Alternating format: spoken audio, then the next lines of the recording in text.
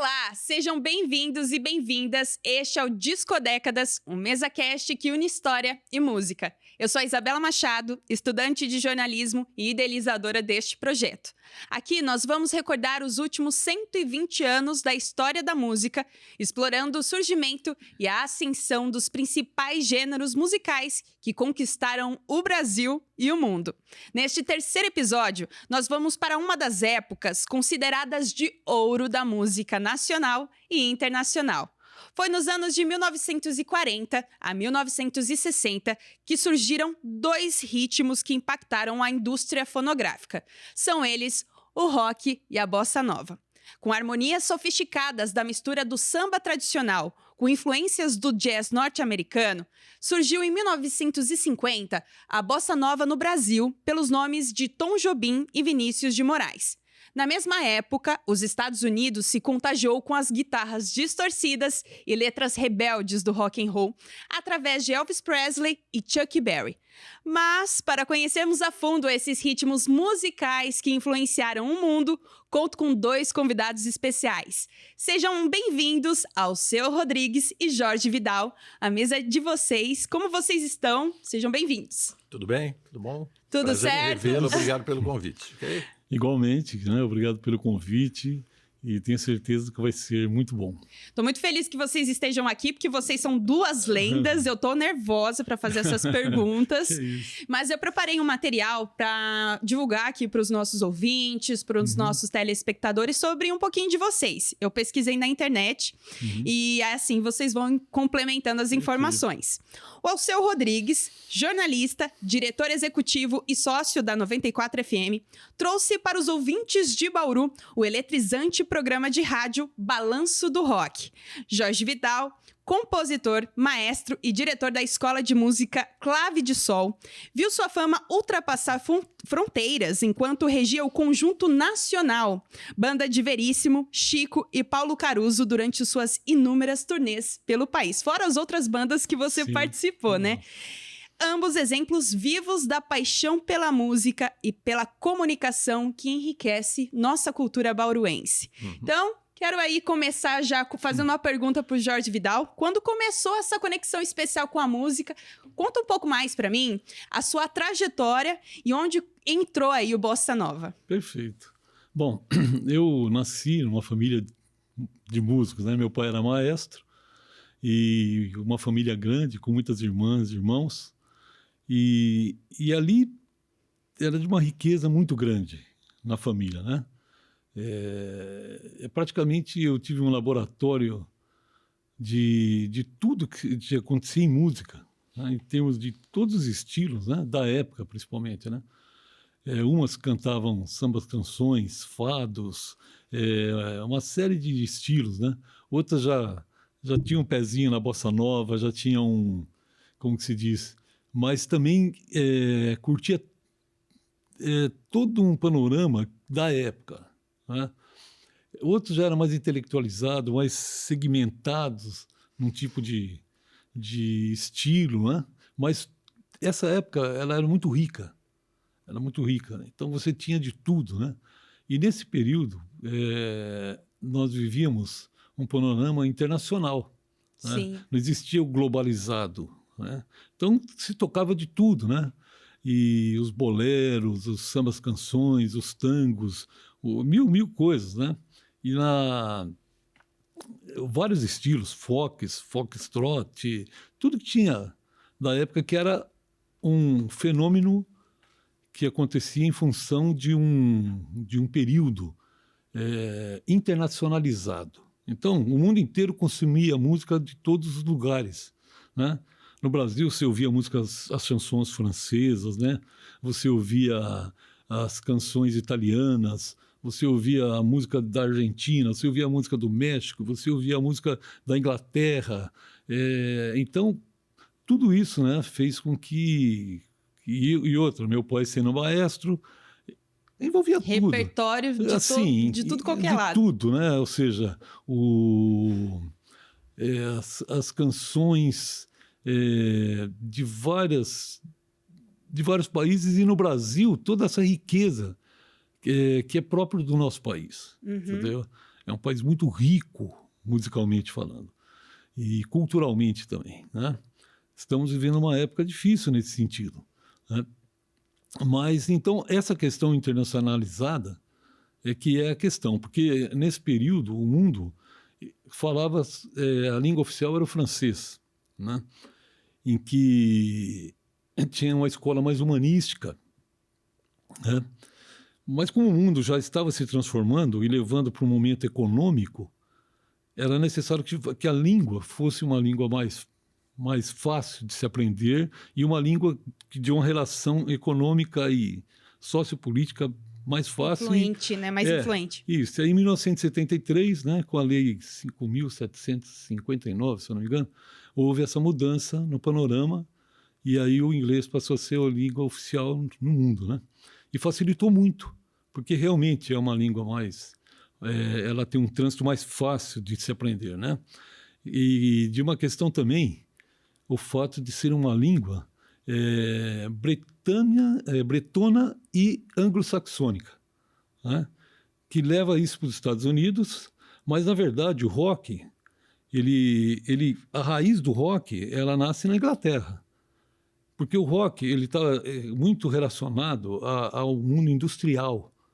E aí você teve, por exemplo, desculpa te cortar, você Não, teve essas tranquilo. influências Todas. internacionais dentro da sua casa Isso. que levou você a entrar nesse mundo da música. Da música, né? E da música. E aí quando que entra, assim, por exemplo, a bossa nova dentro desse tanto repertório musical, cultural que você viveu? Minha irmã, ela lá de casa, talvez a única que não tenha estudado música, né? Ela trazia os discos, né? Ela trazia de tudo, de rock, de Ray Charles, de tudo, né? Tudo acontecia, né? Ângela Maria e toda essa questão. E aí ela começou a trazer os discos de bossa nova. Mas na TV já acontecia um fenômeno. Eu lembro que eu tinha 8 anos de idade, mas eu já conhecia a bossa assim de leve, né? De ouvir um pouco antes. Ela entrou para valer quando nesse programa eu vi um flautista tocando aquela batida de violão característica e o ritmo, aquilo ali, né? Dentre todos os estilos que eu amo, né? Aquilo ali bateu forte nesse sentido, porque eu falei, pô, tem alguma coisa diferente nisso aqui, né? E é muito interessante, né? E então aí eu tinha 8 anos, me lembro que eu fiquei sozinho à noite assistindo a televisão e encantado, né? Com as harmonias e tal, era bem novinho mesmo. E aí eu continuei ouvindo de tudo, né? Mas a bossa nova ela passou a ter um capítulo particular na minha vida, nesse sentido, né? Porque eu toquei muito rock também. Ah, né? Entendi. Toquei todos os estilos, todos que você imaginar. Comecei, tocava Yes, tocava Genesis, tocava Led Zeppelin, tocava várias bandas, né? Jethro Tull, tudo isso daí, né? E na música brasileira também, né? Tocava Erasmo Carlos, tocava o Tremendão ali, eu gostava muito do Tremendão, o Gerry Adriani. Então foi muito rico minha formação musical. Muito, muito rica. Que legal. Foi muito rica mesmo. E a gente vai explorar mais sobre essa riqueza cultural que você carrega, né, Jorge? Então, afinal, você é uma enciclopédia da música, a gente vai explorando aqui. O interessante, né, aí, é que, por exemplo, o rock, ele é interessante nesse sentido, porque ele vem do anglo-saxão, entendeu? Por isso que essa questão de línguas, porque o mundo era latino, né? A língua latina que imperava. E aí até haver essa equalização, né? Pois é. Foi uma coisa interessante isso. Eu imagino o impacto. Interessante. E falando de rock, queria saber um pouco mais sobre essa história desse programa. Eu sei que o Alceu, assim, ele manja muito, sabe muito sobre discos de rock. E eu queria saber de onde surgiu esse programa, Balanço do Rock, e quais foram suas primeiras influências do rock para fazer esse programa e continuar até hoje falando sobre música. Primeiro que a minha família gostava muito de música, mas eu nunca consegui ser músico. Nunca é tarde, Eu nunca fui músico. disciplinado o suficiente. Tentei. Meu pai tentou me colocar para piano. Eu sei alguma coisinha, mas não segui em frente. Eu preferi uma outra forma, porque a minha mãe era uma ouvinte de rádio, né? O meu pai era cearense, morou muito tempo no Rio, depois se transferiu para Noroeste, aqui em Bauru. Ele ouvia muito rádio nacional, rádio Tupi. Nossa. Então, a minha influência musical veio muito através do rádio. Né? Então, é isso. Quer dizer, no início, você falou, eu até ia dar um pitaco, mas você falou. Não, pode falar. A música mexicana. Então, na minha casa, a minha mãe gostava muito do Miguel Aceves Merria. Isso. Então eu era obrigado a ouvir Miguel Aceves Merria, La Comparsita, sabe? Roselito, né? Roselito, aqueles negócios lá. Bom, mas eu, ouvindo o rádio, eu tive um impacto ali no início, acho que por volta de 58, 59, com o Nil Sedaka, uma música chamada O Quero. Exato. Quando eu ouvi aquele negócio, sabe, que eu estava acostumado a ouvir Miguel Aceves Merria, e eu ouvi o Nil Sedaka cantando O Quero, me deu um... Eu perguntei para minha irmã, falei, o que é isso aí? Falei, isso aí é um negócio novo aí que estão tocando. Estava começando o rock nessa faixa, né, de 56 em diante e tal. Aí eu comecei a procurar ouvir mais isso aí. Aí eu ouvi Hound Dog com Elvis Presley. Falei, pô, esse negócio é bacana, né? E foi aí que eu comecei a gostar do ritmo, né? Aí dei de cara com Chuck Berry, né? Que um guitarrista excelente, e a marcação do rock basicamente vem dele. Então foi ali que eu passei a gostar do ritmo e toquei em frente minha vida no rádio, né? Quer dizer, nessa fase aí que você falou, dos anos 60, uma fase muito rica, onde o rock nacional ele era representado pela Jovem Guarda, né?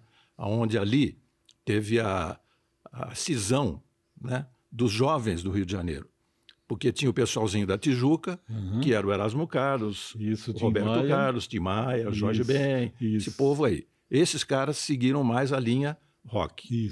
E o pessoal de Copacabana, que era o Tom Jobim, o Vinícius, e eles seguiram fazendo a bossa nova. Então foi ali uma elite da bossa nova e os pobrinhos que eram do rock da Tijuca.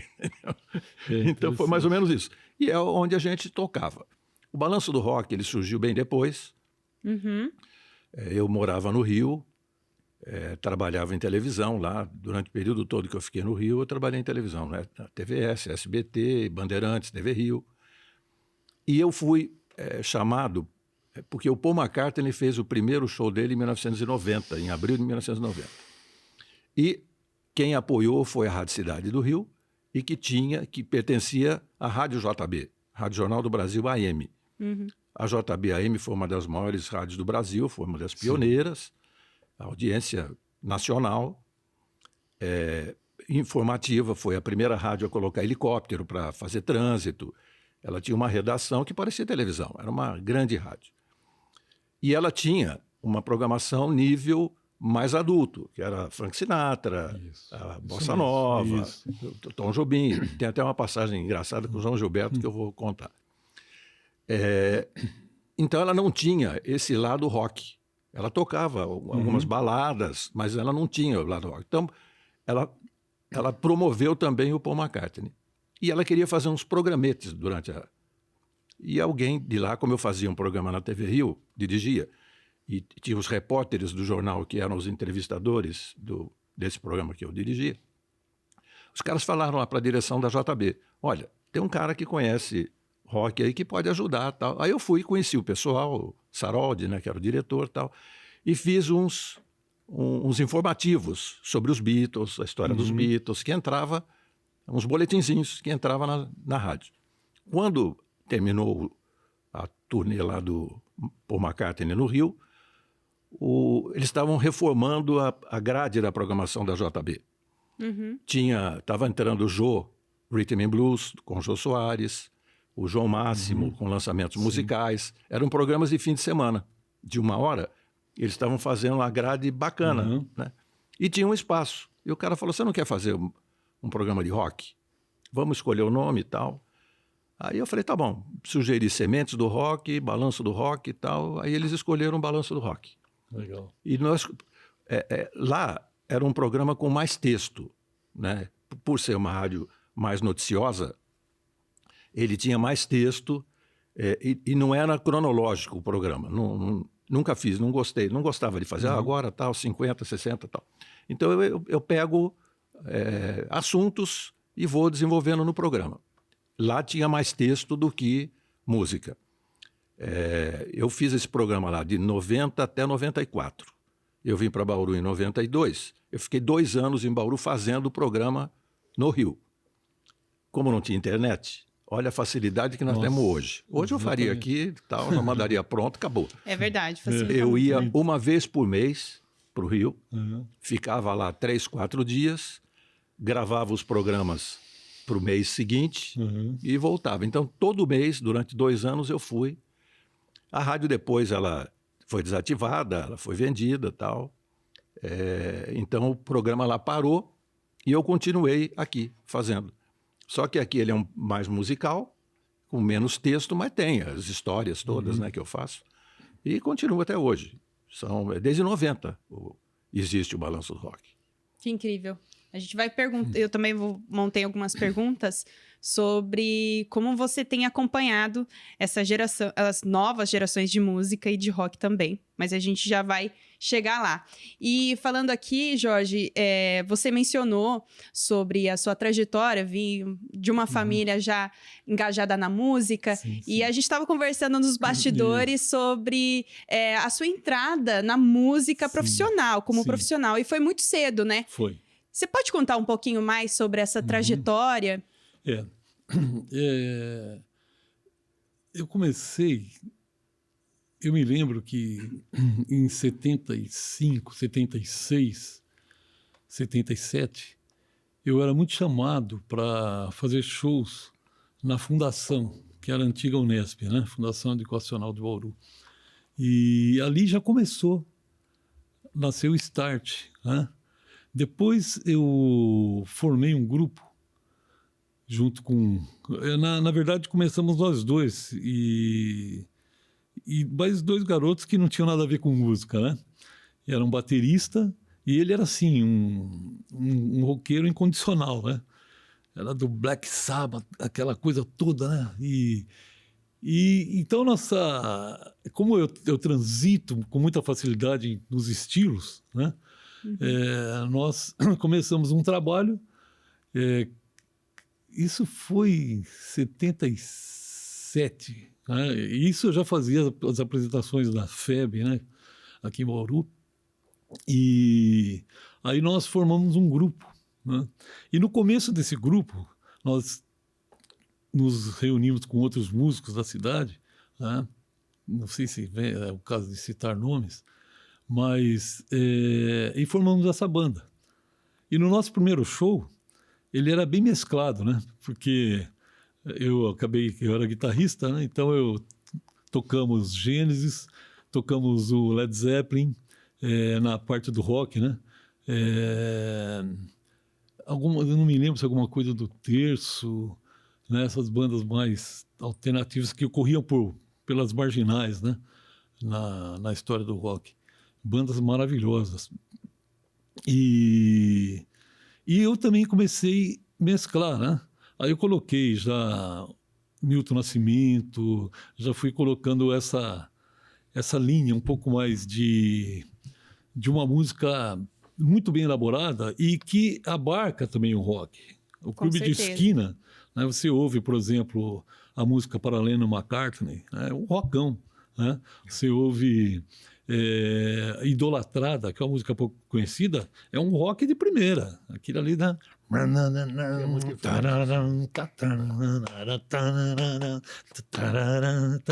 Aquela guitarra com drive, toda aquela coisa do rock mesmo. E eu fui acrescentando isso na banda e outros também dando sugestões e fizemos um trabalho fantástico, né? Esse grupo se chamava Porto e tinha a formação original, que foi a melhor que teve, né? Tinha um esquema que era o seguinte, né? Tinha um cara que sobressaía daqui de Bauru, hoje mora em Campinas, um cara muito conhecido também, um amigo, né? E então era assim, né? Ele ficava na frente porque ele roubava a cena, com carisma, com o brilho dele, com a voz, com o jeito de cantar, com o violão e tal, e eu fazia os arranjos da banda e ficava nos bastidores, e nunca me incomodei com isso, né? E nesse sentido a banda cresceu bastante, né? Cresceu bastante. E o nome da banda? Porto. Porto. Grupo Porto. Grupo né? Porto. Muita gente se lembra, né? Mas ela veio antes do marketing, da propaganda, né? Era boca a boca, né? Literalmente, ali o pessoal falando. Com essa banda, né? Nós fizemos a TV Tupi, lá em São Paulo, e íamos fazer também um especial na TV Cultura, em que a gravadora WA, né? A Warner, ela ia nos lançar, né? Mas nesse período já tinha mudado muito a formação da banda e acabou, né, por questões bobas, acabou terminando o grupo. Foi um dó. Mas, então, a partir daí eu já fazia arranjos para muitas pessoas, né? E arranjos de corais, né? De vários estilos, né? Escrevia ali as vozes, tal, aquela coisa, né? Já conhecia bastante harmonia. E então daí foi fácil, né? E depois, logo em seguida, eu já fui para São Paulo, né? Já fui convidado pelo Hamilton Godoy, ganhei uma bolsa de estudo lá, né? E no ano seguinte já fui contratado como professor. E aí foi uma expansão automática, né? Para várias coisas. Depois fui chamado para vários projetos, eu nem lembro todos, né? E um dos mais recentes foi esse trabalho com os irmãos Caruso, né? Que nós fizemos uma apresentação em Santos, né? E eles iam fazer uma apresentação lá no Rio. E lá no Rio nós fizemos apresentações em vários lugares, né? No Shopping Botafogo, no Mistura Fina, no Plataforma, no Clube Med. Fizemos uma temporada grande no Clube Med. E ali era maravilhoso, né? Um trabalho em que eu cheguei já para estruturar um tipo de arranjo que eles não faziam, né? Mas o Paulo Caruso era um músico muito bom, ele era um pianista, sabia muito, ele fazia também uns arranjos maravilhosos. Mas eu tentei dar um outro sentido, né? Até um dia eu estava aqui em Bauru e minha irmã ligou do Rio de Janeiro, falou: Gê, tem uma matéria hoje falando de você no jornal O Globo, né? Aí eu fui atrás de Bauru, você não achava o jornal O Globo, né? Aí ela mandou como chama? Fax, né? E eu li a matéria, né? Era o Chico Caruso e o Luiz Fernando Veríssimo, né? Falando do trabalho que eu estava fazendo ali. E nesse sentido foi curioso, porque o fax, depois de um tempo, ele vai apagando. E eu guardei, devia ter tirado um xerox, até hoje não precisava ver o ano que foi isso daí direitinho e comprar o Globo desse dia, né? Foi numa terça-feira, me lembro direitinho. Eu acho. Muita coisa, eu vou no JB. Olha, que legal. E procuro e... Boa. Ótimo. Eles têm um arquivo. Eu acho que o Globo também tem. Tem muita coisa. Vê se você acha também o programa do Jô Soares que nós fizemos. Uhum. E nesse programa foi muito bom porque, para mim, né? Porque o teclado do Paulo deu problema. Uma loucura aquilo lá. E aí eu tive que segurar tudo no violão, né? Uhum. Fazer todo aquele trabalho no violão, quase que uma coisa orquestral, né? E eu segurei ali a banda inteira. Muito Mistura Fina na plataforma. Isso, ali na Lagoa Rodrigues de Freitas, ali, maravilhoso, né? O Rio não dá para falar. Não dá para falar. Nossa, e a plataforma. A plataforma que era ali no Leblon. Isso, eu ia exatamente. de sexta-feira almoçar lá sempre. Uma churrascaria. E o dono, delícia, né? O Alberico, que era o dono da plataforma, ele era muito amigo do Tom Jobim. Né? Sim, o Tom Jobim estava lá sempre. Sempre. E até hoje tem a mesa do Tom lá, com um chapéu de palha lá, e aquela mesa ninguém senta. Entendeu? Que legal. Tem uma cena engraçada, porque a gente estava sentado numa mesa e eu estava fazendo um programa especial com Dori Caymmi. Nossa, que não, Danilo Caymmi. O Danilo, sim. Aí a gente foi almoçar, o Tom Jobim pegou, sentou na mesa, porque ele era filho dele. E o Danilo, Caymmi também era. Sim. Ele e o Dori, né? E Ele e o ele estava Dorival. proibido de beber. Nossa, eu sei. Aí ele ficava de costa, porque ele falou assim, ó, a patrulha vem aí, daqui a pouquinho você me avisa, Danilo. Ele, tá bom. Tá. Aí a patrulha chegou. Ele pegou o chopp e trocou com o Guaraná do Danilo. Aí ela chegou, olhou assim e falou assim, ô Danilo, tá bebendo agora? Ele não bebia. Olha só. Muito bom, muito bom. Muito legal. E você ali observando, só observando, né? Que legal. E agora a gente está conversando aqui e falando já sobre o rock, já fazendo algumas perguntas aí relacionadas também à sua profissão e à história do rock. Como que a mídia, como que surgiu o rock e como que a imprensa ou a mídia também influenciou para que o rock se popularizasse? Porque você veio contar para mim que aqui no Brasil, pelo menos, os roqueiros eles eram marginalizados, né? Meio de eram meio que excluídos, não ganhava muita grana no começo. Mas como que foi essa ascensão? Teve a influência também do rock americano que se espalhou pelo Brasil? Conta um pouquinho mais. Gente, eu vou falar um pouquinho sobre aquilo que você falou, né? De quem está por trás do lance. Porque a gente costuma falar de quem está na frente. Então, quem que inventou o rock? O músico tal, fulano tal. Isso aí nós vamos falar também. Mas o rock se expandiu porque ele teve alguém que abraçasse a causa e colocasse no ar. Esse cara é tido pelos músicos como o pai do rock, que é o Alan Freed. Era um DJ de Cleveland.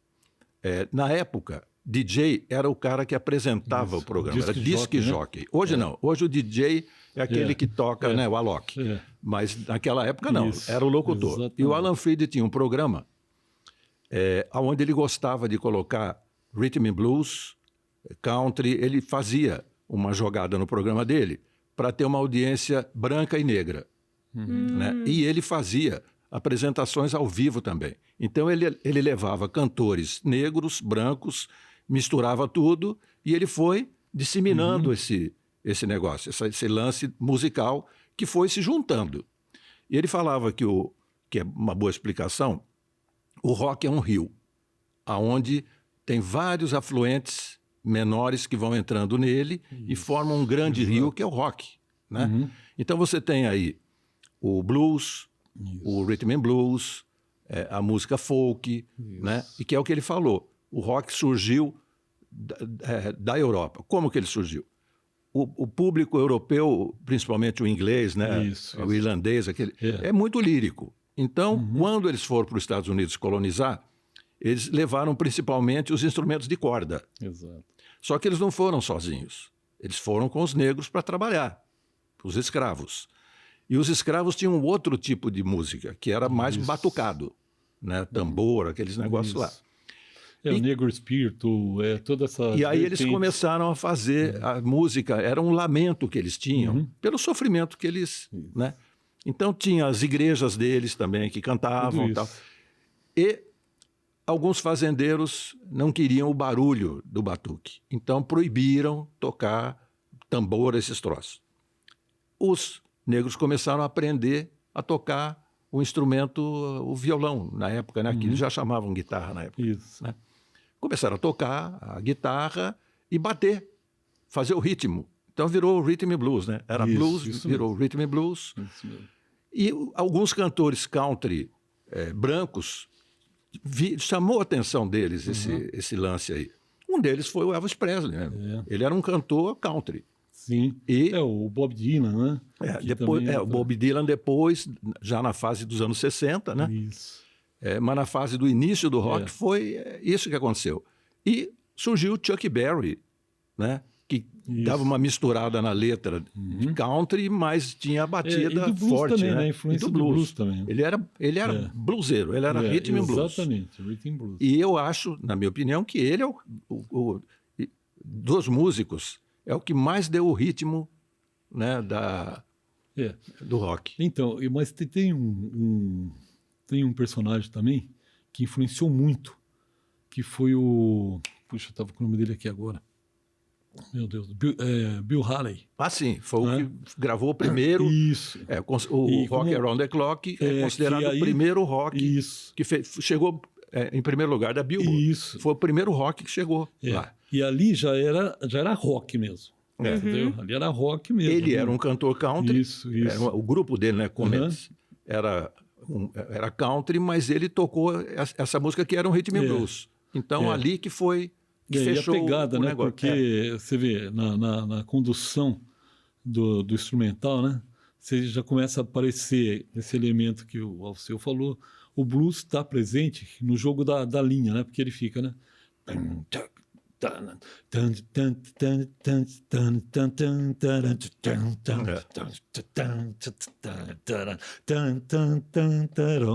Essa mudança de passagem, né? Isso é rock mesmo.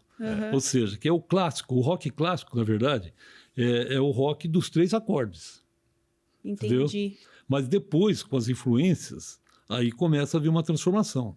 Mas o arquétipo do rock é justamente isso, né? Tônica, subdominante e dominante, né? Que são os pontos, os graus harmônicos, né? De uma escala. E com o Bill Haley, aí nasce realmente. O Chuck Berry, fantástico, porque era um negócio eletrizante. Ele era bom demais. Novidade demais, né? Super novidade. E a questão do blues, lá atrás dos negros, né? No lamento deles, porque a música num panorama universal, ela se dá até hoje, no processo evolutivo, em 3 elementos, né? Que a gente chama de música modal, a música tonal e agora a música pantonal ou música serial, né? Que é essa coisa bem, bem longe dessa realidade que nós estamos tratando aqui. E no modal, o rock é modal, entendeu? Porque o rock... O que seria o modal? Isso, eu vou explicar para você. Ah, sim. O modal é a música do primitivo. O rock, ele tem essa coisa, ele é um recomeço de um processo evolutivo. Entendeu? Caramba! É uma coisa fantástica, porque essa marcação do rock era para atingir o timo aqui, ó. Entendeu? É aqui que tem que ser atingido para ser um rock que dá a pegada de verdade. Mas isso tudo num contexto subconsciente. Entendi. Entendeu?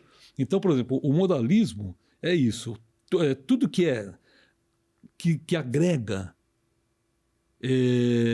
digamos assim, desde do começo da música, dos primitivos mesmo, tá? Até chegar nesse mundo que a gente vai falar já, tudo isso é questão de agrupamento tribal. É tribal. O modal é tribal.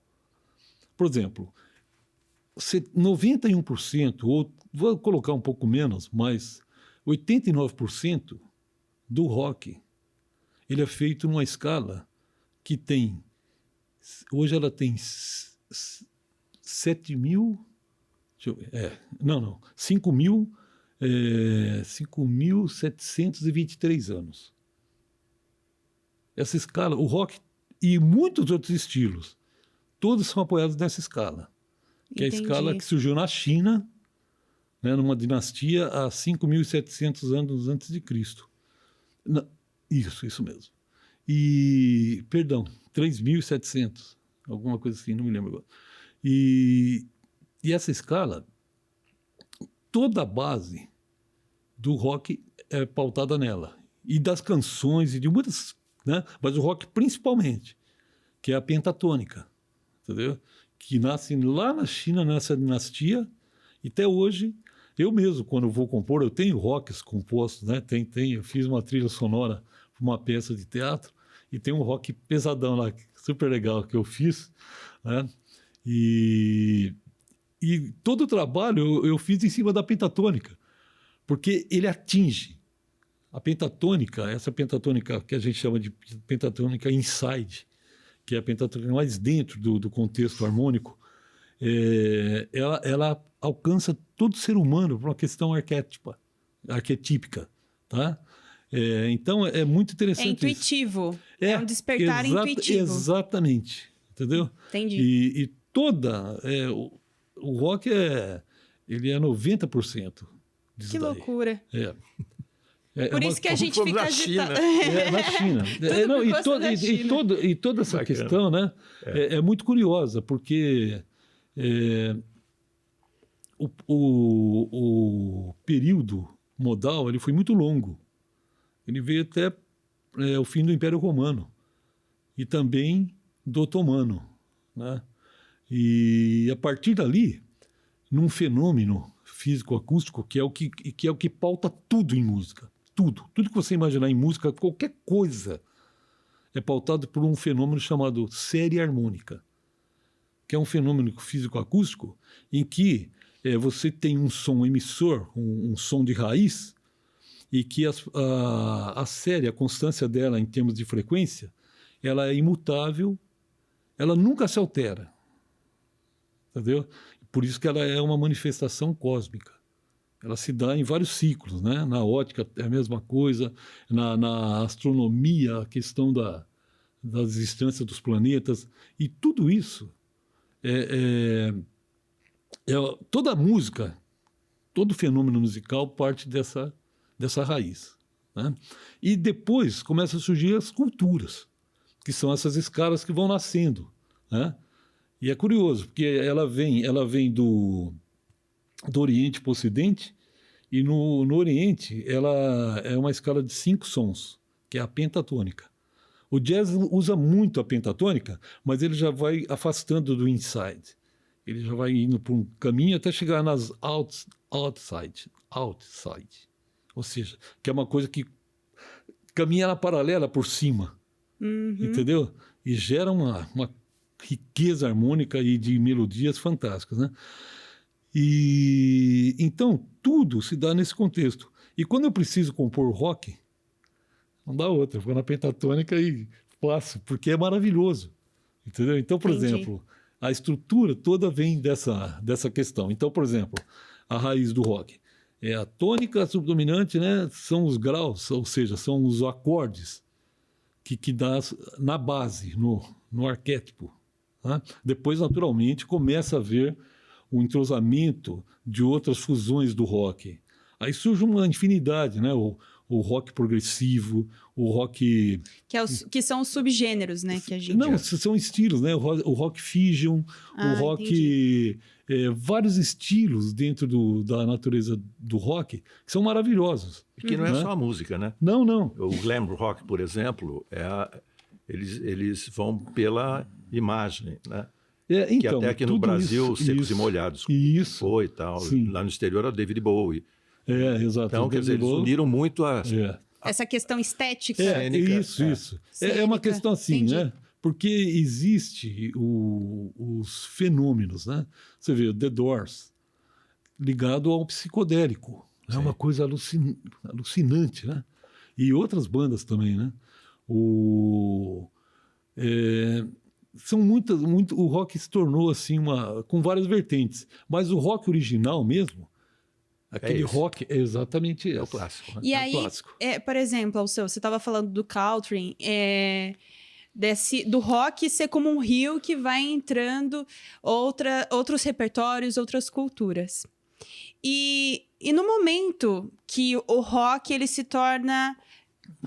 a mídia começa a falar mais sobre o rock. Tá. Como surgiu esse momento? Uma outra pessoa, né? Um outro personagem do rock importante foi um cara chamado Sam Phillips. Uhum. Ele tinha uma gravadora Sun Records em Memphis e ele gravava rhythm and blues.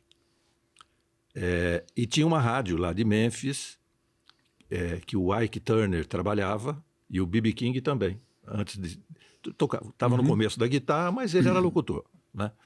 E tinha um outro cara, Dewey Phillips, parece que era o locutor do horário. O Phillips, da Sun Records, gostava de gravar rhythm and blues. E ele queria encontrar um cara branco que cantasse o rhythm and blues. Aí a secretária dele falou, passou um cara aqui que gravou um compacto para a mãe dele, que está fazendo aniversário, é um motorista de caminhão. Aí o cara, então deixa eu ouvir. Eu ouvi, eu falei, o cara é bom, vamos tentar... Impressionante, né? Porque quem não conhecesse a pessoa, imaginar que era um negro com aquela voz. Exatamente. Então ele foi e pegou uma música Rhythm and Blues e deu para esse cara gravar. E gravou e ficou muito bom, o cara chamou Elvis Presley. Né? Ele foi descoberto assim, o Elvis Presley. Aí pegaram esse disco, entregaram para o Ike Turner, para o B.B. King, botaram na rádio, a rádio estourou, aí eles tiveram que fazer uma entrevista com o Elvis. Foi quando a população descobriu que o cara era branco. Aí começou. Por quê? Porque o rock explodiu depois da Segunda Guerra Mundial. Então o jovem estava com todos aqueles problemas advindos da guerra. E ele precisava pegar alguma coisa para se expandir. Foi ali que pegou, e a mídia, através do rádio, da TV, que já tinha TV, cinema, principalmente. Essa música do Bill Haley estourou no filme. Isso, né? Sementes da Violência. Isso. Que a molecada quebrou cadeira do cinema. Era uma quando loucura. foi na Bahia... Meu Deus. Né, o Raul Seixas, ele pegou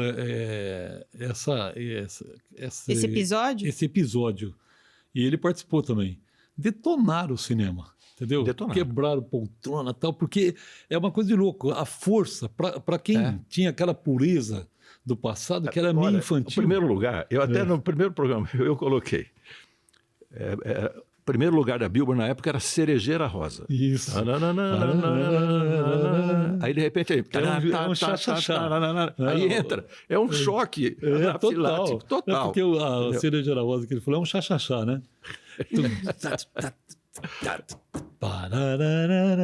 Era isso que a gente ouvia no rádio. De repente, Vem você uma pega pauleira. uma pauleira. Exato. Sabe? Não, e é incrível louco. isso. Eu me lembro que quando eu vi o Bob Dylan a primeira vez, eu comecei assim a ter uma transe, eu estava estudando e tal, que eu caí no chão, comecei assim a ficar elétrico. Olha que... E era uma música dele, né? Eu era novo. E eu já tinha ouvido muita coisa, né? Assim, e aquilo ali, eu falei, meu Deus, o que é isso, né? Que é isso? Como que provoca um efeito tão... É uma coisa incrível mesmo. É a coisa que você está falando. Né? Foi uma explosão. O Dylan, inclusive, mudou o estilo dos Beatles. Porque os Beatles já estavam, né? Pegaram daqui, da América, levaram para Liverpool, o disquinho, no Porto. Eles pegaram, ouviram e adaptaram o rock inglês para a musicalidade inglesa, que ele falou, que é lírico e tal. Então, eles começaram a fazer esse tipo de música. Só que as letras eram tolas, né? Segundo o John Lennon. Aí, um dia, ele estava nos Estados Unidos, aconteceu com ele o que aconteceu com você. Ele ouviu no carro o Bob Dylan, uma letra, um estilo diferente. Ele chegou lá para o Paul McCartney e falou, nós temos que mudar. Aí eles mudaram, fizeram um disco chamado Rubber Soul, bem no estilo, com letras diferentes, que explodiu também, né? Então, quer dizer, um influencia o outro. Né? Quer dizer, não existe. Em tudo, né? Em tudo é assim. Tudo é assim. É tudo... Exatamente. Não se sabe nem qual foi o chinês que inventou. Não, a dinastia até é registrada, porque nesse período existia assim, a China estava muito avançada já naquele período. Ela já tinha sistema de fossa, de urbanização, assim, projetos. A dinastia que veio alguns séculos depois, apareceu um imperador que ele acabou com tudo, inclusive botou fogo nas bibliotecas. E muitas coisas se perderam. Entendeu? E foi um dó. Né? Porque a China sempre, hoje, né, com essa estupidez que nós estamos vivendo, dessa ignorância, falar em China, falar essas coisas, né, é uma polaridade que está havendo no mundo, uma compreensão, por causa da própria questão do choque cultural. Com certeza. Entendeu? Né? Mas a China, você vê, quando o Marco Polo chegou lá, eles já tinham um monóculo, eles já tinham o binóculo, já tinha a pólvora, já tinha 1000 coisas, o macarrão. Principalmente entendeu? isso. Né? Então, eu gosto. Como? Que eu gosto. Sim, exato. Né? Tu não pensa que o macarrão é italiano. Não. Na verdade, a China... É chinês, É olha chinês. só. Então, quando o Marco Polo chega lá, ele fica encantado, né? Mas esse imperador, aliás, essa dinastia desse... Não sei se foram os Mings ou... Ele... Não me lembro. Ele realmente destruiu coisas importantíssimas, tratados que já existiam na área de saúde, toda essa questão de um avanço que na acupuntura, muita coisa se perdeu. Ficou assim, porque era um sistema feudal, né, naturalmente, e então ficou preservado no mundo rural, que era o mundo chinês, né, aquela questão toda. Né? E foi um dó, né, porque era muito avançado. Eu imagino. A gente tá falando sobre... Desde o primeiro episódio, quando eu comecei a falar de 1900 com choro e blues, a gente sempre enfatiza que os gêneros musicais, eles pegam influências de tudo, né? Exato. Não é só do contexto histórico, mas de culturas diferentes. E entrando agora um pouquinho sobre a bossa nova, já que a gente falou do rock bastante, falou dessas influências que o rock tem, eu gostaria de saber como que foi essa transformação da bossa nova. Porque até antes a gente tinha um samba, que era o símbolo nacional, folclórico. E aí chega a bossa nova, com influências internacionais. Gostaria de saber como que foi, como é essa mistura de influências nacionais como o samba, influências internacionais como o jazz, né? A introdução da guitarra no bossa nova. Tá, vamos lá então. Bom, a bossa nova, ela passou por estágios para se tornar bossa nova, né? Porque ela vem do samba, né? A essência rítmica vem do samba. E a quantidade de gêneros de samba que existia e que existe, graças a Deus até hoje, né? Samba de partido alto, samba de breque, samba canção, samba tal, samba de terreiro, samba, né? Samba raiz, todas essas questões, né, da evolução do samba, ele era muito, muito forte, os gêneros, samba de gafieira, tudo isso aí. O João Gilberto, é assim, isso que eu estou falando é uma síntese assim, tremenda, tá? Para poder, senão, fazer todo o contexto é muito complicado, leva muito tempo. O João Gilberto, primeiro vem o seguinte, né? Porque a bossa nova, o que caracteriza a bossa nova em si? É o equilíbrio entre os três elementos da música. Tá? A música é composta de três elementos: o ritmo, a melodia e a harmonia. Isso aqui, né, faz com que a música tenha um equilíbrio, né? Que depois a forma vai dar as estruturas para vários estilos. Na bossa nova, isso é muito perfeito, esse equilíbrio. Entendeu? Por quê? Porque o João Gilberto, de todos os sambas que você tinha, né, que nem Partido Alto, né? Como que é?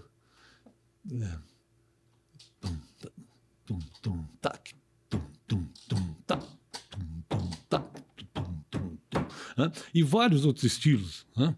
O samba choro, ele sintetizando muito, tá? Ele reduziu tudo isso a uma fórmula básica. Uma genialidade estupenda. Mas antes de falar dessa questão, é necessário falar do seguinte, das influências também, ou vamos partir de segmentos, né? Na questão do ritmo, quando já surgiu a bossa nova mesmo, que foi em 1958, com o disco O Amor, o Sorriso e a Flor, que Elisete cantou, né? Era o Tom Jobim no piano, as letras do Vinícius e o violão do João Gilberto. Esse violão foi uma transformação violenta. Foi o mesmo impacto que o rock teve para a juventude. Só que era uma juventude assim. Existia o Brasil, nesse período, ele ainda tinha uma complexidade que é própria da nossa história, terrível isso, né? É um país complexo. O Brasil é um país complexo. É como o Tom Jobim falou, né? O Brasil não é para amador. Né? Então, na questão do ritmo, para simplificar, o João Gilberto conseguiu reduzir tudo isso daí numa forma que é assim, ó. Que já dá para reconhecer, né? Tá? A fórmula básica é essa daqui, ó.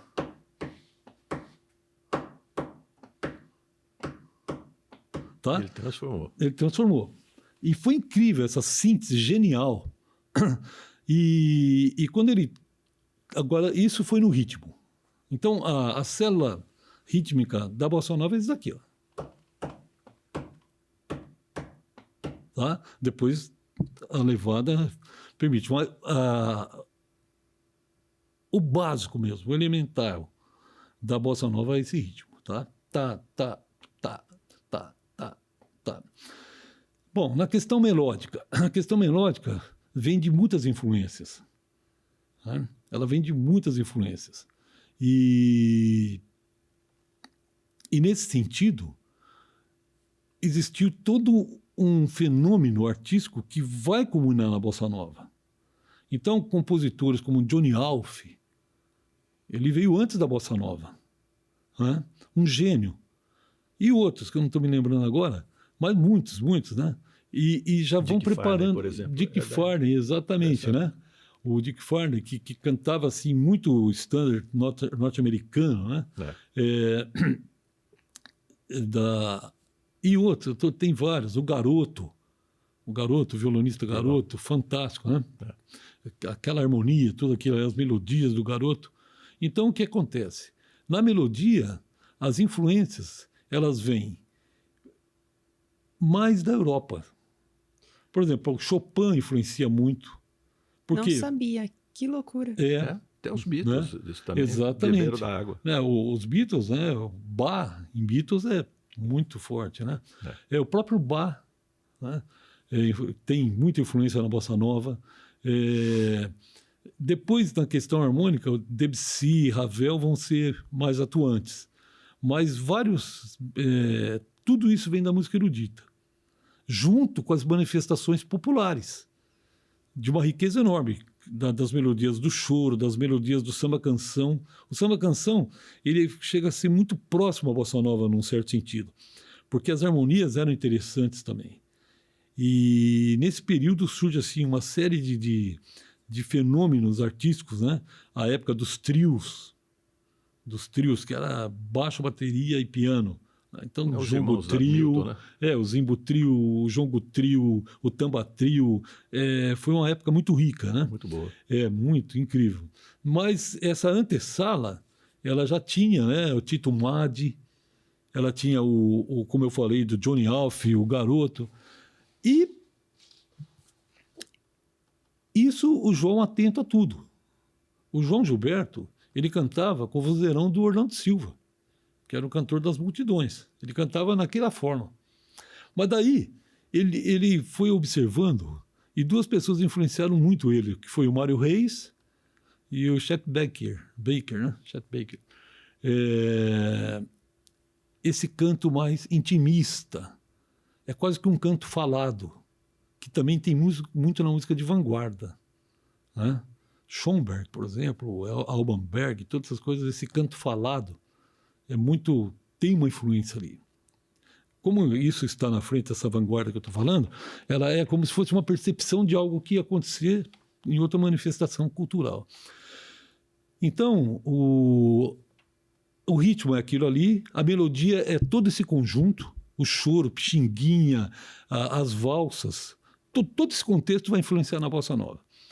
Mas também influência do jazz, né? Dos standards de jazz e das harmonias.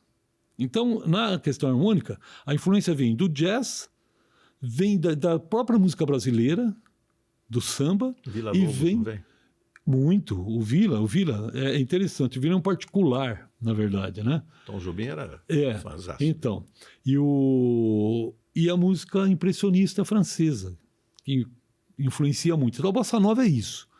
Ela conseguiu um equilíbrio nesses três pontos, né? Ritmo, melodia e harmonia. E no nosso corpo, isso é também natural. Por exemplo, o ritmo é tudo que acontece do quadril para baixo. É ritmo, entendeu? Essa parte aqui, ó, considerando as transições, naturalmente. Essa parte aqui é a parte melódica, entendeu? Que também já pega coisas da harmônica. E essa parte aqui, principalmente essa parte aqui para cima, é a parte harmônica mesmo, entendeu? Que é uma coisa mais intelectualizada, né? Intelecto. E então, o que aconteceu? Ela, nessa questão, ela teve a influência do jazz, de tudo isso que eu falei, mas aconteceu um fenômeno, né? Porque ela teve muita influência do jazz. Tanto que o Carlos Lyra, ele tem a música dele chamada Influência do Jazz, né? E que ele faz uma crítica, inclusive ele canta isso no Carnegie Hall, falando lá nos Estados Unidos, né? Por exemplo, né? Pobre samba meu, né? Foi se misturando, se modernizando e se perdeu, né? E o rebolado, cadê? Não tem mais. Cadê o tal gingado que mexe com a gente? Coitado de repente, né? Foi sucumbido, né? Pela influência do jazz. E então, o que acontece? A estética da bossa é essa. Mas quando eles fizeram esse show lá no Carnegie Hall, antes já tinha sido levado para lá pelo Laurindo de Almeida, pelo Luiz Bonfá e pelo Charlie Bird. O Charlie Bird, ele veio ao Brasil, conheceu e levou para lá. E logo em seguida, isso já caiu também na mão do Stan Getz. E, aos poucos, foi havendo uma transformação. Ela passou de influenciada a influenciadora. Olha. Entendeu? E aí ela influenciou demais. Sim. Demais. O americano, você vê, muitos, Sarah Vaughan, todos cantam bossa nova. E muito bem. Frank Sinatra. Isso então, eu ia chegar nesse ponto, né? Com Tom Jobim. Porque esse período, né, quando chega o Tom, que a gente vai falar um pouquinho à parte, né? Porque é um particular mesmo, né? Ele, com essa influência, inclusive, do Vila, né, que é muito grande. O Tom é erudito, na verdade, né? Ele é um compositor erudito. Mas ele naquela inteligência, porque o Tom Jobim é muito fantástico. Você consegue interpretá-lo desde uma forma simples, mas à medida que você vai cavocando, você não encontra o fundo do poço. Ele é um poço sem fundo. É um negócio incrível, né? Na musicologia, você faz esse estudo, certas notas naquele momento, ele nunca gastou uma nota em lugar errado, e nem um acorde em lugar errado. É uma coisa incrível. É um gênio mesmo, né? E a história do Tom é um particular mesmo, né? Um homem iluminado, que nem a irmã dele escreveu o livro para ele, né? Logo que ele partiu. E a bossa nova é isso, ela passou de ser uma música influenciada a ser uma influenciadora. O mundo inteiro toca bossa nova. Não tem um lugar no mundo agora que você vá e que não esteja tocando uma bossa nova. No mundo inteiro, qualquer lugar. É como, né, o rock já sofreu diferente. Porque o rock, o que aconteceu? O rock, ele sofreu e ele sofre até hoje essa questão, né? Porque ele surgiu com essa explosão toda e depois aconteceu um problema, né? Que o Alceu com certeza sabe, que foi o seguinte, as bandas, elas são fantásticas, né? Você pega cada um no seu estilo, né? Iron Maiden, todos, né? E voltando à questão dos Beatles e do Rolling Stones, né? E é o seguinte, Beatles, um fenômeno fora de série. Mas ele era amparado também porque Beatles eram 5, não eram 4. Sim. Né? Porque o George Martin foi o grande idealizador do negócio. E era um maestro erudito, fantástico. Né? E ele foi dando sentido mais. Ou seja, quando tinha que ter a pegada realmente do rock, né? Mas às vezes ele colocava questões, né? Você vê aquela música lá, clássica. Da música erudita, ele, exatamente. Na verdade, o George Martin, ele trabalhava numa gravadora fazendo discos de comédia, porque na época tinha muita comédia. Aliás, na Inglaterra, né? A comédia é fantástica. E discos clássicos. Quando os Beatles foram fazer o teste, eles fizeram um teste na Decca, que todo mundo critica que o cara não aprovou eles, mas também não dava para provar os Beatles cantando Bessame Mútil, né? Era complicado você enxergar o artista ali. Aí eles foram na Parlophone, fizeram o teste e o George Martin conseguiu vislumbrar nos 4 um poderio musical que poderia render. Mas desculpa te interromper, esses 4, eles se conheciam? Os Beatles, Sim, já era sim. formado. Tá. Eles são da mesma cidade, que é Liverpool. Tal. São amigos, né? Tal.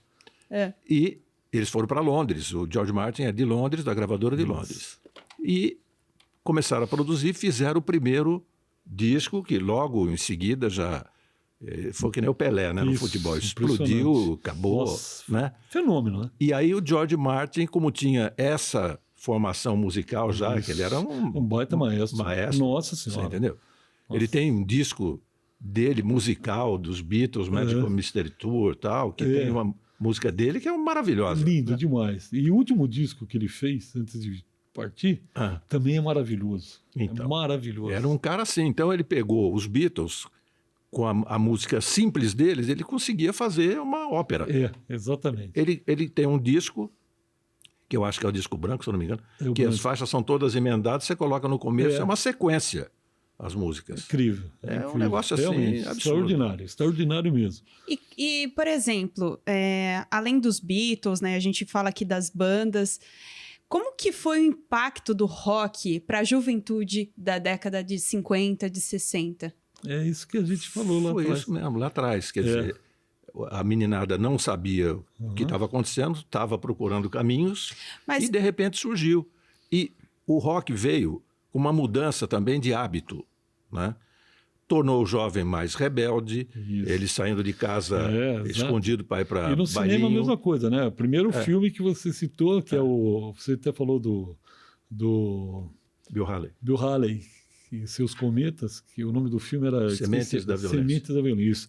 E depois, Juventude Transviada, uma série, né, que o James Dean, aquela rebeldia, que nasce fruto de um mundo que estava assim, realmente precisando de uma revolução. Foi o jeans, aí veio o jeans, veio o estilo de cabelo. O Elvis Presley, por exemplo, ele era um cantor com voz de negro e a vestimenta dele era do James Dean. Ele era fã do James Dean, assim. Ele até o cabelo dele é James Dean mesmo. E ele é loiro. Era loiro. E ele pintava o cabelo de preto para parecer com o James Dean e tal.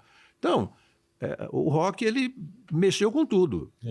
Realmente, abalou a estrutura toda. E o próprio Beatles, quando começou também, eles mudaram completamente. Roupa, tudo. A ponto do John Lennon dizer, né? Nós somos mais conhecidos do que o Papa. Do que Jesus Cristo, aliás. Nós somos mais conhecidos do que Jesus Cristo. Aí foi uma quebradeira de disco dos Beatles no mundo inteiro. Aquelas coisas, né? Aí ele teve que explicar. Olha, eu não quis dizer que nós somos mais. Não. É que hoje... Mas, na verdade, era um fato. Foi um fato. Porque no mundo muçulmano, no mundo islâmico, no mundo chinês, no mundo da Eurásia, toda aquela questão, eles não conhecem Jesus. Mas conheciam os Beatles. Mas conheciam os Beatles. Exatamente. Agora indo para o rock brasileiro, né? Como que foi o surgimento aí do rock brasileiro? O rock, bom, eu me dedico mais ao internacional, mas pelo que eu sei do rock brasileiro, acompanho, porque eu leio, né? E, aprendi. A Nora Ney era uma cantora também de samba canção, esses negócios todos. Gravou o... Estúpido Cupido? Rock Around the Clock e a versão. Isso mesmo. Quer dizer, ela nem sabia que existia rock. Que gravou. Entendeu? Não sabia. E ela gravou o Rock Around the Clock e a versão. Isso. Por quê? Na época, era difícil você ter o disco internacional imediatamente. Exatamente. Nossa, até na década de 60, quando eu comecei no rádio, a gente pedia para os caras que iam para os Estados Unidos trazer um disco para a gente. Era muito difícil. Era muito difícil. Então, o esperto pegou e falou, vamos gravar a versão disso aqui. Gravou, foi a primeira gravação de rock foi da Nora Ney, que não tem nada a ver com nada rock. A ver, é de samba canção, né? Aí, alguns outros começaram a acompanhar, uns cantores assim, que não eram o rock mais pesadão, do Chuck Berry e tal. era Nil Sedaka, Paul Anka, esse povo todo. Aí surgiu a Celi Campelo. Isso, com né? o Estúpido Cupido. O Estúpido Cupido, que é uma versão. Né? A música não é brasileira. A maioria era tudo versão. Tudo né? versão. Fred Jorge que fazia. Fred Jorge, exatamente. Muito. E ganhou muito dinheiro ganhou muito, povo. Exatamente. Então ele fazia as versões, Celi Campelo e Tony Campelo. Tony Campelo, irmão aí, dela. Rony Cordes. Aí começou a aparecer alguns cantores de São Paulo, da Rua Augusta, né? Gravando esse tipo de música. Teve um hiato nos anos 70. Exato. Aí, nos anos 70, começou a surgir um rock mais pesado brasileiro. Que foi esses todos que você citou Bem aí. do Brasil, Terço, como que era aquele outro? Eram muitas bandas, assim, jamais com uma estrutura de rock. De rock. E um rock de muita qualidade. E o pop rock surgiu com o Lulu Santos, já ele começou na década de 70. E como estava acontecendo o movimento tropicalismo né, aqui no Brasil, surgiram os Mutantes. O Gil também tinha um pé no rock. Tinha, né? Tem o Caetano também. O Caetano, entendeu? O Caetano gravou Sem Documento lá com uma banda de rock da Argentina. Exatamente, né? é um grupo argentino. Um grupo argentino. E que foi, assim, super criticado, porque existia um purismo na música época, brasileira. Né? E quando entrou aquela guitarra, nossa, a reação era que nem essa questão hoje da questão política, essas coisas todas, sabe? É um negócio assim, é bizarro até, né? É porque nós, enquanto seres humanos, estamos muito além disso tudo. Então as pessoas perdem tempo, né? Hoje até é complicado de se falar certas coisas, né? Eu ponderei aqui uma série de coisas que eu poderia ter colocado na questão, mas porque é difícil, as pessoas interpretam hoje assim, fruto do quê? Eu me lembro quando meu irmão falou, né, da vantagem da internet, isso lá em 99, acho que foi. Eu falei, Rogério, a questão é a seguinte, tudo isso está muito bom, maravilhoso, a internet é uma coisa maravilhosa, mas as pessoas são sem informação. Sem informação. Não, isso vai democratizar a informação. Tudo bem, mas democratizar para quem? Para quem tem informação ou para quem você vai receber informação? E o que imperou? Justamente essa quantidade de pessoas com informações que gerou essa falta. Porque quando você não tem informação, você não tem base. Entendeu? A coisa fica pairando.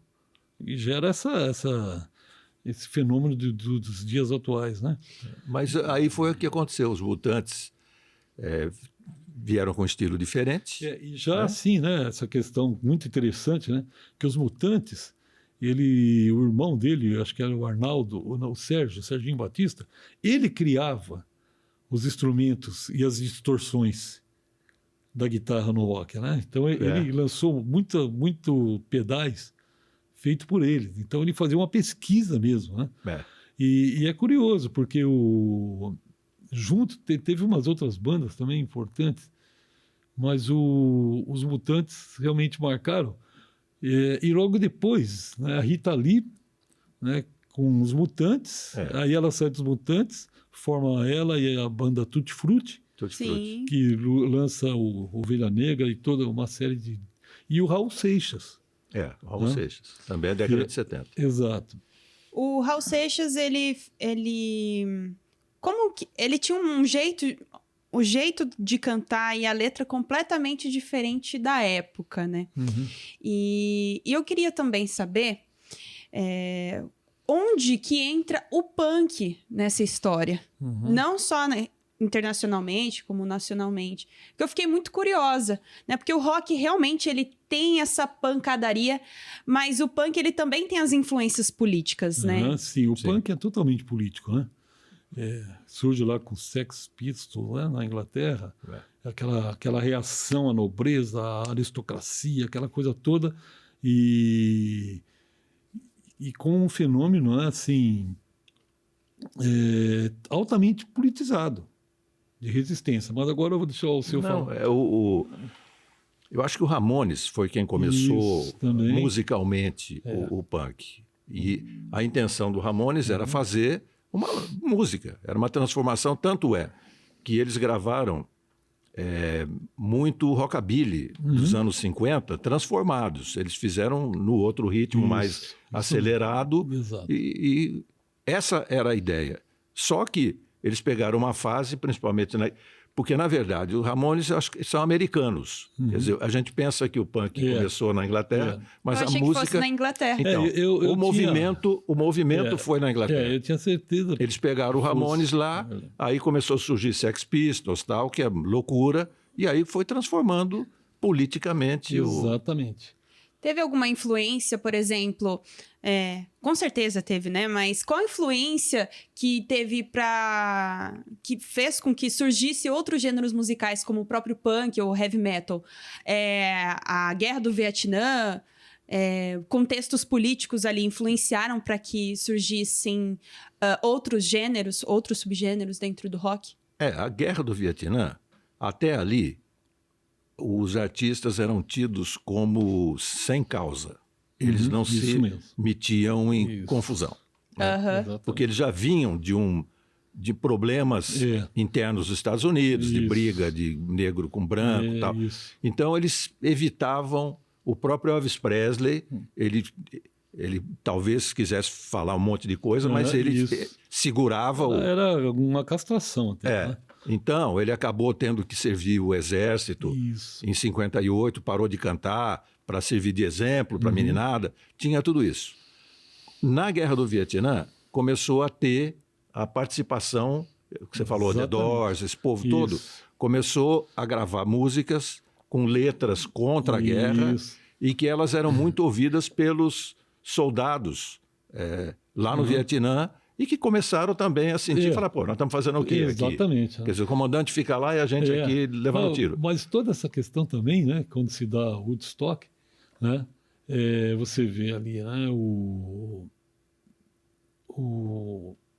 tem muito do blues também nisso daí, tal, né? A Janis Joplin, o Jimi Hendrix.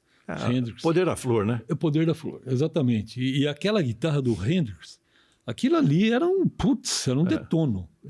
Uma genialidade incrível e a crítica, né? E outros grupos que participaram, né?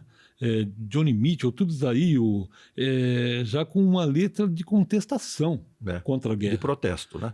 Aí surge o Hair, né? O Hair, musical Hair, né? Que é o quê? Pô, cabelo, o filme fala tudo. O filme fala 100% dessa questão. Primeira peça de teatro, né? A primeira peça, e o filme é muito fantástico mesmo, porque aí mostra justamente porque o cabelo ele é poder. Ele é poder. O arquétipo do cabelo é poder. Né?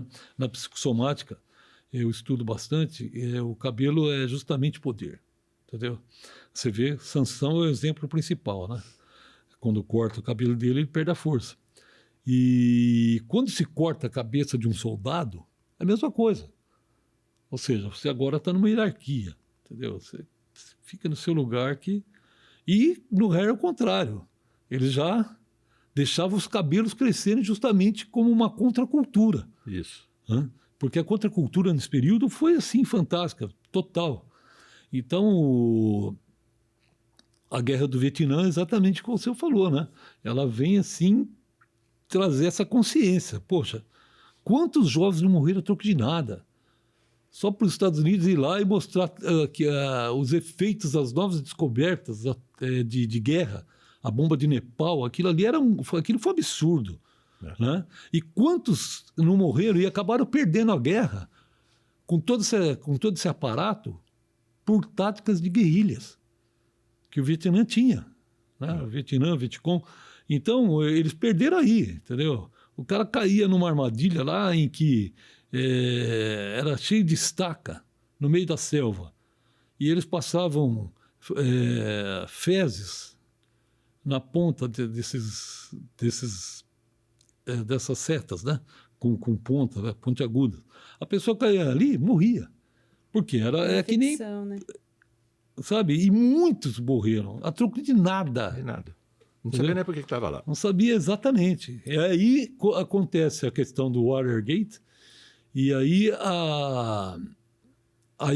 a sociedade americana acorda. As manifestações, Exatamente, acorda. Através da música, isso aí tudo foi gerando um clima, entendeu? Que de acabou revolta. tendo de revolta, houve as manifestações e os Estados Unidos pulou fora. Foi obrigado, né? Porque o Nixon teve que ter que renunciar, né? E, por exemplo, mas como que os artistas... era por meio da mídia que eles se informavam sobre a tristeza, todo o caos da guerra? Rádio, principalmente. Entendi. E aí eles foram criando letras. Isso. Mas existia alguma influência também dos próprios Estados Unidos nesses artistas? Tinha algum movimento? Não, era o movimento deles mesmo. Deles mesmo. Ali saíram do processo de gravadora e começaram a criar.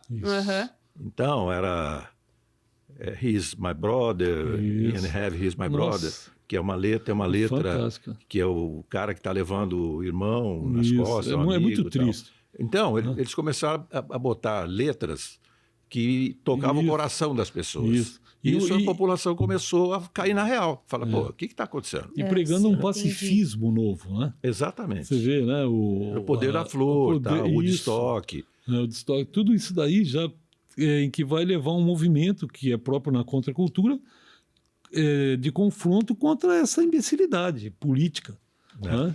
E falando sobre política, sobre canções de protesto, queria falar sobre as canções de protesto aqui no Brasil. Sim. E como que... eu fiquei um pouco na dúvida. Eu li... mesmo. Quer tomar uma aguinha? Vocês querem? Fica à vontade. Toma mais um gole.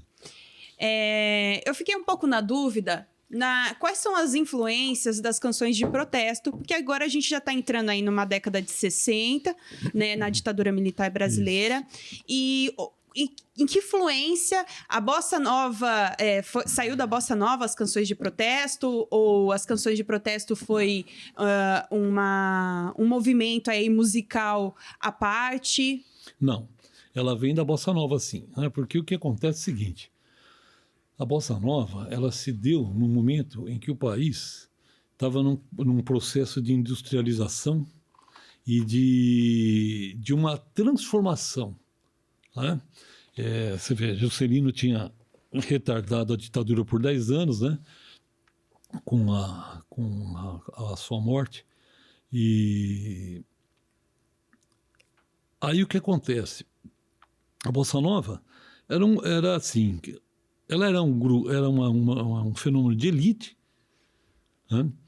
Que se dava principalmente na Zona Sul carioca, mas ela expandiu. Em todo lugar, você via do Brasil inteiro, ela alcançou também no Brasil. Né? Naturalmente que em alguns lugares não, porque era um mundo rural, ele preservava ainda as questões, você vê mais a música sertaneja de raiz, essa coisa toda. Né? E o que aconteceu foi o seguinte... que quando surgiu a ditadura militar, né, os músicos de bossa nova, eles mudaram. Porque, por exemplo, você vê Carlos Lira, vários, né? Geraldo Vandré, que era um cantor de bossa nova, que é o ícone, foi principalmente por uma canção dele que a coisa realmente surgiu às 5 ali, né? Aquela questão do Cabo Anselmo, o Geraldo Vandré pondo o dedo na ferida. Né? E ele era militar também, entendeu? E a hora que ele cita lá, né? A soldados armados, amados ou não, quase todos perdidos de armas nas mãos. Nos quartéis lhes ensinam a antiga lição de morrer pela pátria e viver sem razão. Aquilo ali, na época, foi... pelo amor de Deus, é uma bomba atômica, entendeu? Foi. E você vê que ele enfrentou isso daí sozinho. Foi ele e um violão. E o pessoal na hora, né? Foi aquele fenômeno mesmo. Mas isso se deu assim. Cantores e artistas que como o Gianfrancesco Guarnieri, que estava acabado de fazer com o Edu Lobo a peça Arena contra Zumbi. Você vê as letras, né? Por exemplo... mudou totalmente, porque a bossa nova cantava o amor, o sorriso, o flor, aquela vida boa, né? O barquinho vai, né? Tá, aquela coisa, né? Balança toda para andar, balança, né? era era como que se diz, a Belle Époque, né? Belle Époque brasileira. Verdade. Então, como que é? Aí eles mudaram. Por exemplo, você pega uma letra do Carlos Lira, eu não me lembro agora se a letra é do Guarnieri, que é o seguinte, em que eles começam a fazer uma citação mais crítica, né? Ou seja, glória a Deus nas alturas e viva eu na amargura na terra do meu Senhor, né? Então, patrão, essa coisa toda. E isso foi assim, foi um fenômeno, né? Chico Buarque, né? Então, mas aí, antes do Chico, né, esses cantores de bossa nova mesmo, né, o Geraldo Vandré era um cantor de bossa nova. Ele cantava, ele tinha um trabalho com o Barney, com uma série de artistas, né, letrista para essas canções. Aí ele vem com Disparada, ele vem com Para Não Dizer Que Não Falei de Flores, né, ele vem com aquela lá, né, meu senhor, minha senhora, como que é, meu senhor, minha senhora? Ouça bem o que eu vou dizer, né? Não me peça nessa hora, alguma coisa assim, e vai. Né? No fim ele fala, né? Descreve toda uma trajetória e no fim ele fala, né? Hoje, muito mais amado, aliás, hoje sou chofer de caminhão, muito mais amado de quando eu era militar. Entendeu? Então, isso mexeu, né? Por quê? Por uma necessidade seguinte. Foi uma violência muito grande. Desculpa aí, perigosíssimo falar isso hoje com o nível que nós estamos, mas a história é essa, não adianta negar. E os festivais também então, ajudaram muito, né? Então, mas... Porque ele inflamava o povo ali. Mas primeiro veio desse período que o teatro falava muito, né? Então, por exemplo, autores como Oduvaldo Viana Filho, uma série, né? O Dias Gomes, fantástico. Todos colocando o dedo na ferida. Né? E aí vem os festivais. Nos festivais é que realmente surge... tudo surge realmente, né? Aí surge compositores como Sidney Miller, com a Estrada de Violeiro, como canções fantásticas de crítica mesmo social. Vem o Chico, né? O Chico que cantava aquela alegria, né, da banda, mas na banda ele já faz uma crítica social enorme. Mas ali ele era um bom rapaz ainda. Tanto que recebeu o título de cidadão paulistano, né, e a música agradava. Quando o Chico mudou, aí a coisa começou a pegar, né, para cima dele. Porque ele se tornou uma ameaça ideológica. Exatamente. Né? Foi para Roma, ficou um período lá, e quando ele voltou, não sei se foi o Vinícius, que também estava em Roma, né, e ele levou o Toquinho. Porque ele estava começando a fazer um sucesso lá, ele ligou pro Toquinho, vem aqui que tem shows de montão. E é tudo mentira, o Toquinho entrou num barco furado e falou, Chico, pô, você faz uma dessa. E daí começaram a tocar em lugares ali e tal, em Roma. Mas, ele falou, quando chegou o momento dele voltar, eu não sei quem que foi que falou para ele, olha, chega, mas faz a maior festa do mundo. Maior festa do mundo. Porque se você não fizer essa festa, se eles te pegarem, ninguém mais vai saber onde você está. Né? Então ele fez exatamente isso. Né? Toda aquela intelectualidade da época, os estudantes, os repórteres, tudo se juntou no Galeão. E quando ele chegou, foi aquela festa. Então não tinha como pegar ele ali. Né? E depois, logo em seguida, ele faz aquela música Apesar de Você, que estourou. Aí só depois foram entender, aí fizeram o recolhimento do disco, né? Mas, tiraram o disco do ar. E depois, minha época já. Então, e aí ele criou um personagem também, o Julinho de Adelaide, né? E tem um... É muito legal isso daí, pode até ver na internet, uma gravação do Paulinho Boca de Cantor, da música que ele fez para a filha do Geisel. Você não gosta de mim. Sim. É um baita rock. Sim. É um rock. Mas tua filha gosta. Exatamente. Mas é um rock violento. Você precisa ver, o Pepeu está no momento ali de comendo a guitarra, né? Então, aquela influência do rock, ele mostra ali. Né? E o Paulinho faz interpretação e o baterista é fantástico. Vale a pena. Assista esse vídeo que é muito bom. Paulinho de Foi Cantor. Um momento difícil ali, né? Cantando. Você sabe que a gente, para trabalhar, Nossa. Eu estava na Rádio Bandeirantes, em São Paulo, na época. A gente tinha que passar no DOPS, ter uma entrevista, eles te davam uma carteirinha. Uhum. Então, eu, para entrar na Bandeirantes lá para trabalhar, eu não mostrava a carteirinha da Bandeirantes, mas mostrava a carteirinha do DOPS, com a minha foto, tudo. E você não podia falar nada. Então eu li. E eles viam em coisas assim que nada a ver. Caiu um avião no Vietnã dos Estados Unidos. Pronto, o cara já achava que a gente estava a favor comunista, né? Que eles falavam, entendeu? Não, já ligavam. Né, que mas hoje... esse texto você que fez? Não, esse texto foi fulano que fez. Não, o cara ia lá encher o saco. E era assim. E música também. A gente recebia discos com faixas riscadas. Exato. Ou seja, que você não podia... Não podia tocar. E o Chico, ele tinha uma inteligência... Muito grande. Porque eles tinham que passar a letra. Você tinha que passar a letra para eles aprovarem. Os sensores. Os sensores, Aí ali ele fazia umas jogadas, pegava a letra de baixo, passava para cima. Não, é incrível, exatamente. E dava, na hora de cantar, dava o que ele queria. Entendeu? Não, então teve muito drible, porque a censura, na verdade, ela era muito burra. Ela é extremamente burra. Né? Pessoas sem competência nenhuma. E às vezes... E ainda bem, né? Graças a Deus.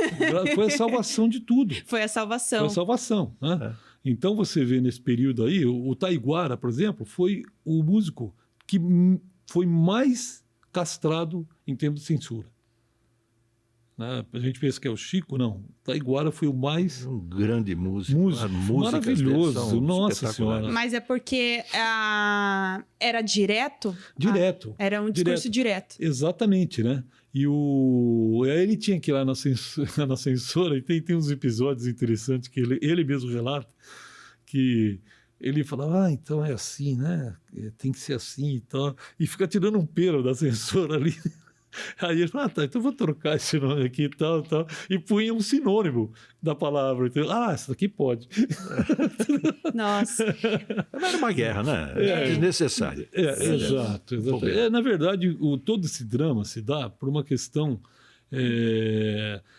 que está ligada à Guerra Fria. Com certeza. Quando o mundo polarizado, né, entre os países soviéticos da União Soviética e os países da OTAN aqui da OTAN não, do Ocidente aqui, né, essa parte mais ocidental aqui, e principalmente Estados Unidos e União Soviética, né, a antiga Rússia, que era onde era a questão. Mas quando surge a ditadura, aliás, quando o Fidel, em 59, derruba o Fulgêncio Batista, porque Cuba naquele tempo ele era um quintal dos Estados Unidos. Exatamente. Entendeu? Em que os americanos iam lá para tomar uísque, para fumar charuto cubano e prostituição. Cassinos, ou seja, era uma draga total. Né? E aí o Fidel vem e faz essa, né, que hoje você fala isso, as pessoas ainda estão muito longe de entender o que é isso. Porque é uma questão de uma imbecilidade atualmente que as pessoas não sabem de nada. Né? E aí você vê o que se transforma em Cuba. Né? E é uma ignorância muito grande sobre tudo isso. Mas os Estados Unidos, o medo dele era que o Brasil... também se tornasse... Porque o Brasil é um país de dimensão continental. Sim, você imagina o que seria isso, né? E aí aquela questão também dos mísseis, né, na Baía dos Porcos, toda aquela questão que teve que voltar. E imagina isso no Brasil, né, que já estava realmente buscando, né, tinha as táticas de guerrilha, né, e vários movimentos, né, o MR8, Val Palmares, e uma série de movimentos estudantis, aí, de estudantes que falaram, a gente tem que lutar contra isso daí, porque, na verdade... essa questão influenciou o exército de uma forma péssima, as Forças Armadas. Entendeu? Tornaram, assim, uns verdadeiros guaribas do americano. E aí surge depois, em 73, 73 antes, aquele período que o Brasil teve uma renda per capita de 10% ao mês, se não me engano. Era muito alta, era o país que mais crescia no mundo. Né? Então, a classe média sabe, foi buscar aquele consumo, né? Ou seja, para ele bastava ter uma televisão boa, um fogão bom, uma geladeira boa e um carro. Aí estava tudo bem. Enquanto isso daí na vida dele estava... Então, são capítulos complexos, né? E, com relação a essa questão, que você colocou muito bem, a nossa sorte foi essa. Por quê? Porque a maioria eram realmente ordinários, entendeu? No sentido amplo da palavra. E dotados de uma ignorância também, assim, fenomenal, né? E a censura, graças a Deus, que era assim. Então, você vê, teve muitos outros artistas, né, que também tiveram, né, poderia lembrar que Sérgio Ricardo... Sofreram censura? Muitos, né? E o Chico ele criou personagens. O próprio Julinho de Adelaide é fantástico, né? Porque ele tem uma música, né, que se chama Chama o Ladrão, né? E essa música fez um sucesso, e ninguém sabia de quem era, né? E que ele fala, né? Acorda, amor, que eu tive um pesadelo agora. Sonhei que tinha gente lá fora, fazendo barulhão, que aflição. São os homens, e eu aqui parado de pijama, que eu não gosto de passar vexame. Chame o ladrão, chame o ladrão. Tipo assim, pô, então, atrás de mim mesmo, né? E aí passou. Tocava na rádio, tocava, tal. Aí, a hora que um ou outro falou, opa, não, tem que tirar. Gente, o meu tempo já tá no fim, gostaria de ficar mais tempo conversando com vocês, aprendendo mais. Foi uma aula estar aqui com vocês, mas para a gente encerrar rápido, se vocês têm alguma dica, alguma informação, onde as pessoas podem procurar vocês, caso elas se interessam mais sobre o trabalho de vocês, ao seu. Jorge? Eu na 94 FM, em Bauru, né? Tá lá. Tá lá. 94fm.com.br e estamos aí. Ótimo, isso Os aí. trabalhos do Alceu sempre estão sendo divulgados no site, nas redes sociais da 94. Legal. E você, Jorge? O Alceu terminou com uma frase muito boa, né? Estamos aí. Né? Que é um clássico da Bossa Nova também. Sim. Do Maurício Enhorn, Durval Ferreira. E... onde me encontrar? Eu geralmente estou na escola, né? Na Clave de Sol, que fica ali na rua Rio Branco, quadra 33, número 72. Vou pensar, eu acho que eu vou voltar a estudar com você. Vai mesmo. A gente vai lá, porque eu já dei aula para pessoas de muita idade, assim, né? E me lembro de uma senhora que ela queria aprender flauta transversal e chegou a tocar e participar de audição. Que legal. Né? Então, não tem tempo para... Né? Você vê que Sócrates, ele teve uma educação que era obrigatória na Grécia, mas com 80 anos ele voltou a estudar música para valer. Olha, entendeu? Curioso, né? Tem uma frase com o meu filho, o Daniel, que ele ri até hoje. Né? Ele era menor e ele um dia me pentelhou tanto que eu cheguei e falei assim, sabe o que acontece, Daniel? Eu vou comprar uma guitarra, vou montar uma banda e vou sair pelo mundo. Porra. Quem sabe não está na hora. É verdade. Exato, vai ser um prazer, viu? Então é isso. Encerro com chave de ouro este terceiro episódio do Discodécadas, com essa mistura incrível de rock e bossa nova. Espero que tenham gostado do bate-papo e não deixem de acompanhar o próximo episódio sobre o movimento Tropicália e o reggae, com convidados engajados na cultura bauruense. Espero por você. Um grande beijo e até lá!